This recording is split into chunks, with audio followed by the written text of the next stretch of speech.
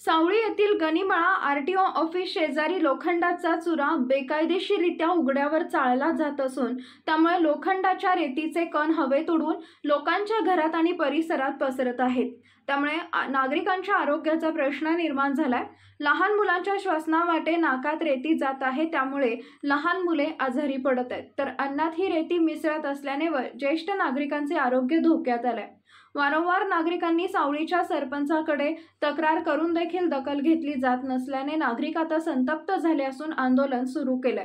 आज पुरोगामी संघर्ष परिषदेचे राष्ट्रीय संस्थापक अध्यक्ष प्राध्यापक सुभाष वायदंडे यांच्या नेतृत्वाखाली आंदोलन करण्यात आले। सांगलीच्या जिल्हा अधिकारी कार्यालयासमोर सावळीत सुरू असलेल्या प्रदूषणाच्या विरोधात निदर्शने करण्यात आली आणि संबंधित कारखाना बंद करण्याची मागणी यावेळेला करण्यात आली। याबाबत सांगलीचे जिल्हा अधिकारी यांनाही निवेदन देण्यात आले। यावेळेला जोरदार घोषणाबाजीही करण्यात आली। पुरोगामी संघर्ष परिषदेच्या युवती प्रदेश अध्यक्ष संगीता हौगुंडे, महिला आघाडीच्या प्रदेश अध्यक्ष सुनीता खटावकर, सुजाता कांबळे, वनिता सोनवले, संगीता हौगुंडे, रेणुका बनसोडे, भाग्यश्री पुजारी, अभिजित कोरेगावे, सुषमा कोरेगावे, सुरेश हजारे, शांता हजारे, अशोक मेटकरी यांच्यासह मोठ्या संख्येने कार्यकर्ते उपस्थित होते। लवकरात लवकर हा कारखाना बंद केला नाही तर याच्या पुढे तीव्र आंदोलन करण्यात येईल असा इशारा आंदोलकांनी दिलाय।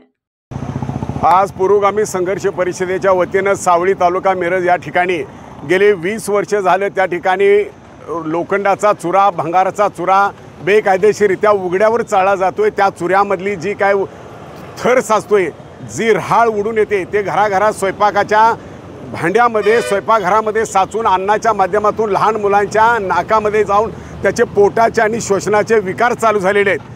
ग्रामपंचायत सावळी याच्याकडे जाणून बुजून दुर्लक्ष करते। सरपंचाचं हे काम असताना सरपंचसुद्धा ग्रामसेवकाला हाताशी धरून अशा अवैध धंद्याला पाठीशी घालतायत। लोकांना श्वसनाचे आणि पोटाचे त्रास चालू झालेले आहेत। आरोग्याचा प्रश्न ऐरणीवर आल्यामुळं याकडे प्रशासनाने का दुर्लक्ष केलं हा आमचा पुरोगामी संघर्ष परिषदेचा सवाल असल्यामुळं यापुढे हा कारखाना 2 दिवसाच्या जर बंद नाही झाला तर पुरोगामी संघर्ष परिषदेच्या वतीनं आक्रमक आंदोलन छेडलं जाणार आहे।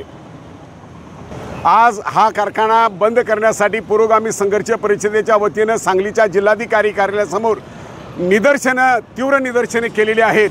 याची जर दखल प्रशासनाने घेतली नाही तर यापुढे आमरण उपोषण करून संबंधितांच्यावर गुन्हे दाखल करण्यासाठी पुरोगामी संघर्ष परिषद आग्रही राहील।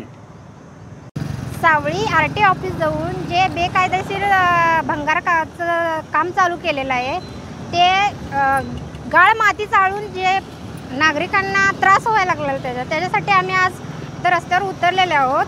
त्याच्या बेकायदेशीर ते धंदा चालू असल्यामुळे तिथं आम्ही बरेचशा वेळी ग्रामपंचायतमध्ये तक्रार करूनही त्यांनी दखल घेतली जात नाही आमची। त्याच्याबद्दल आम्ही नागरिकांना खूप त्याचा त्रास होत आहे, त्याची तुम्ही तातडीने दखल घेतली पाहिजे। याच्यासाठी आम्ही आज आंदोलन केलेलं आहे। त्याची तुम्ही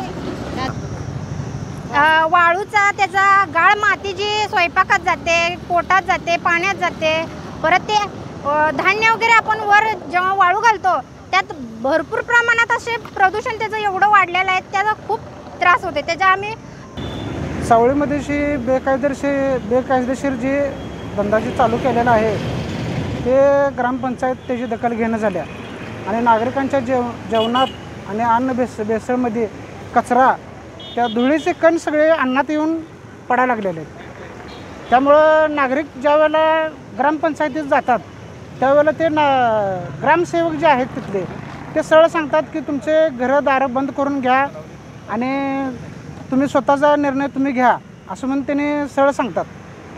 त्यासाठी आम्ही हे आंदोलन केलेलं आहे आणि त्याच्या पुढचं आम्ही कारवाई करणार आणि त्याचा लहान मुलांना त्याच्या धुळीच्या लोखंडाच्या कणामुळं त्यांना श्वसनाचे आजार, त्यांचे छातीचे आजार, वयोवृद्ध जे आहेत त्यांना लोकांना त्रास त्याचे व्हायला लागलेले। त्यामुळं पुरोगामी संघर्ष परिषदेचा सावळीचा बेकायदेशीर कारखाना